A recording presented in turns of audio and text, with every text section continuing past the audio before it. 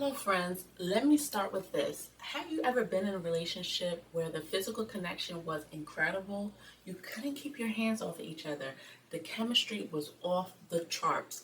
But the second the passion cooled down, you realize you felt empty, maybe even lonely in a relationship. Yeah, that's because love without emotional intimacy is like eating fast food every single day. It might hit the spot in the moment, but it leaves you malnourished, unsatisfied, and honestly craving something real. So grab your nose, grab your tea, because we're going to get right to it. Today, I want to talk about why emotional intimacy matters more than physical intimacy in love.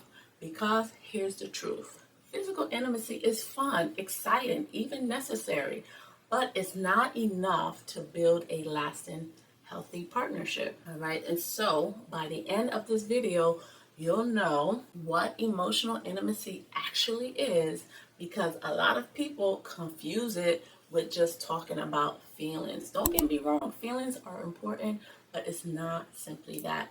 And two, why emotional intimacy is the glue that holds love together even when life gets messy, because y'all, it gets messy. And so the myths our culture feeds us about physical intimacy being the foundation of love, and why those myths keeps us stuck.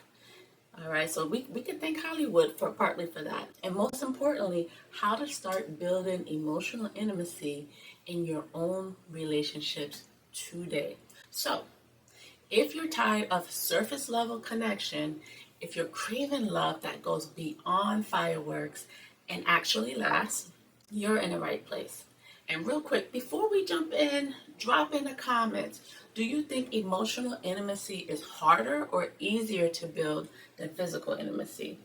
I want to see what you think. Emotional intimacy versus physical intimacy. Let's set the stage.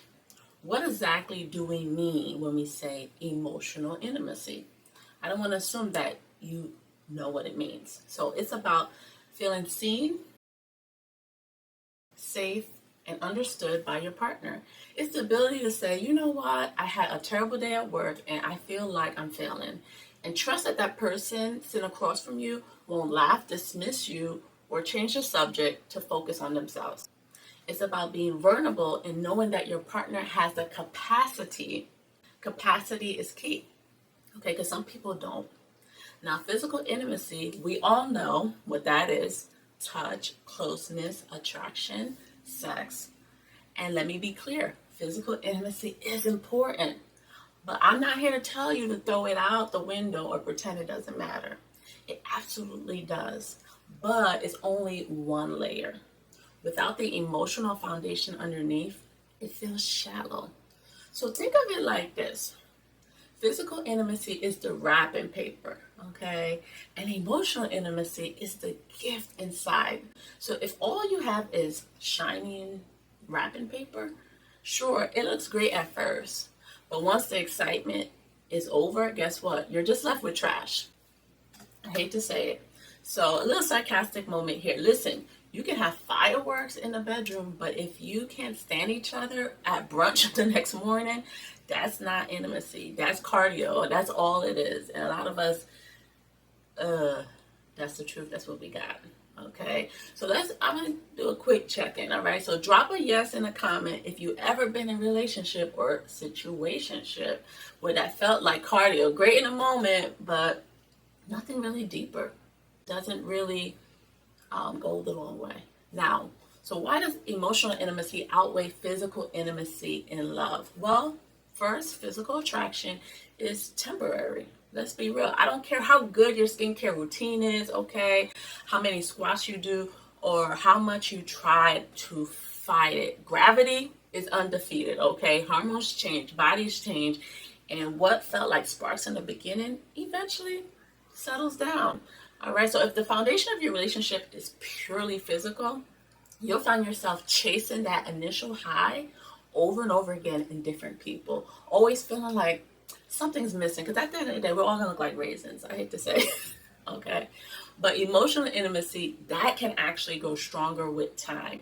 When you face challenges together, whether it's losing a job, raising kids, dealing with family drama, or even navigating health issues, that's when emotional intimacy proves itself, okay? It becomes that glue that holds you together when life isn't sexy or Instagram worthy, all right? And so, let's talk about the research, okay? Because research backs this up. Couples who report higher emotional intimacy also report greater overall satisfaction, even if physical intimacy ebbs and flows. Think about that. It's not how often you're physically intimate that determines happiness. It's how safe, supported, and connected you feel emotionally. All right, I'm going to say that again to those in the back. Feeling safe, supported, and connected emotionally. So let's bring it down to earth with a story. Okay, I love a good story. So I've seen this play out with my clients and honestly in my own life. Someone can check every single box physically. Your type, the sparks, the passion, but if you can't talk to them about your day, your dreams, or the things that scare you at 3 a.m., you're going to feel alone in that relationship. And loneliness inside a relationship, that's one of the worst feelings you can have.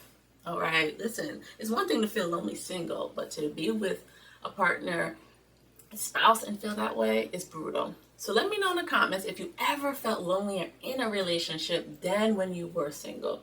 That's a real thing, and I want to hear from you. The deal is you can fake physical closeness. Yeah, you can go through the motions, but you cannot fake emotional safeness with someone. You either have that foundation or you don't. Now let's talk about 3 myths that keeps us obsessing over sex, okay, instead of emotional intimacy. All right, for my note takers, go ahead. Let's get to it. Myth number 1, sparks equal love. Wrong. Sparks equal hormones. Yes, that they feel amazing. Yes, they trick your brain into thinking you found the one, but sparks without substance fade. Love isn't just chemistry, it's consistency. Okay, that is key. So comment consistency if you agree with me on this one, because that's what keeps relationships alive, not butterflies, okay? It's cool when you're like in 8th grade, but I mean, we're all grown here. Myth number 2, if you're physically compatible, the rest will fall into place. Tell that to the countless of couples who had amazing sex lives but still ended up in divorce because they couldn't resolve conflict, communicate, or respect each other outside the bedroom. Physical compatibility is one piece of the puzzle. Emotional intimacy is the frame that holds the whole puzzle together. All right, let's talk about myth number 3. My partner only care about physical intimacy. I cannot tell you how damaging that myth is. Here's the truth. We all crave emotional connection.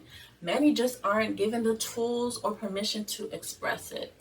And our culture and upbringing teach some of us to be strong and stoic. And sometimes for those individuals, it's hard to connect emotionally. But each human being wants to feel seen, valued, and understood. Pretending otherwise leaves everyone in a relationship half-fed. And of course, Hollywood. Hollywood sells us love stories that end with the big kiss, the dramatic reunion at the airport, or the wedding scene. But they never show you the part where 2 people are at the dinner table and they are realizing that they have nothing to talk about, awkward, or the arguments about the bills and the kids, or the silence after the fight. That's where emotional intimacy either makes or breaks a relationship. So how do you actually build emotional intimacy? Because it's not something that just magically happens. You don't wake up one day and it's suddenly at your doorstep. It's something you have to create intentionally. And it does take work. I hate to say it, okay? It's just like working out, It's not fun sometimes, y'all. But the results are amazing. So I'm going to give you 5 steps. Step 1, communicate openly. And I mean beyond how was your day. You've got to be willing to share the real stuff, the fears, the insecurities, the dreams, and frustrations. Number 2, be vulnerable. Drop the mask. Stop trying to be perfect all the time. Let your partner see when you're tired, when you're struggling, and when you don't have it all together. That's how trust is built, when someone can love you unfiltered. All right, let's get into the next part. But before we do, pause and think for a minute. When was the last time you showed your partner the real unpolished version of you? If you're brave, share it in the comments. All right, so let's keep it rolling. Step 3, listen actively. All right, I don't mean wait until they're done talking so you can share like your story. I mean actually listen to understand. Put the phone down, make eye contact, and reflect what you heard. Show your partner you're engaged. That is key, guys, and that takes intentionality. All right. Step number 4, build shared experiences. Go beyond Netflix and chill. All right. Cook a new meal together, take a class, go for a walk, travel, work out with each other. All right. Even if it's just for the next town over. Shared memories deepen connections. Right. Deepen connections. Step number 5, check in regularly. Ask your partner, how are we really doing? Emotional intimacy grows when both people feel safe bringing things up. And I do have a video I'll link on how to do a daily quick check-in, which can prevent aggressive and passive-aggressive communication. So here's the simple formula I use. Connection, safety, trust. That's emotional intimacy. All right, so if you don't remember anything else, connection, safety, and trust. Those 3 aspects make the foundation. Let's talk about what happens when emotional intimacy is missing. You can be in a relationship and still feel completely alone. Couples without emotional intimacy tend to fight more, resolve less, and over time, they either start living like roommates or one or both partners seek validation outside of the relationship. And so for some of you, you might say, yeah, there's nothing wrong with that. I'm just talking to someone else just to get some feedback. Okay, that's not always cheating sexually. It might be just confiding in someone, right? But building an emotional bond outside the partnership, which it is an emotional affair. Okay, for those who are in denial, because you don't feel safe doing it at home. That's how all affairs start, emotional or physical. So if you need outside support, seek a counselor, seek a mentor, maybe an older couple, or some kind of life coach. Without emotional intimacy, relationships become hollow, and no amount of physical closeness can fill that void. So I have a question for you. What do you think hurts more? Lack of emotional intimacy or lack of physical intimacy? Drop your answer below. And here's the truth. Physical intimacy may light the spark, but emotional intimacy is what keeps the fire burning. And if you want real love, that is the kind that can weather bad hair days, bills, parenting struggles, and the chaos of life. Because life be life, guys. So if you got to build the emotional intimacy first, let me leave you with this question. Are you chasing sparks or are you trying to build a fire? If this video spoke to you, share it with someone who needs to hear it and drop a comment below. What does emotional intimacy mean to you? Remember, friends, love without emotional intimacy is just attraction, but love with emotional intimacy, that's partnership. That's the real deal. As always, thanks for watching and much love.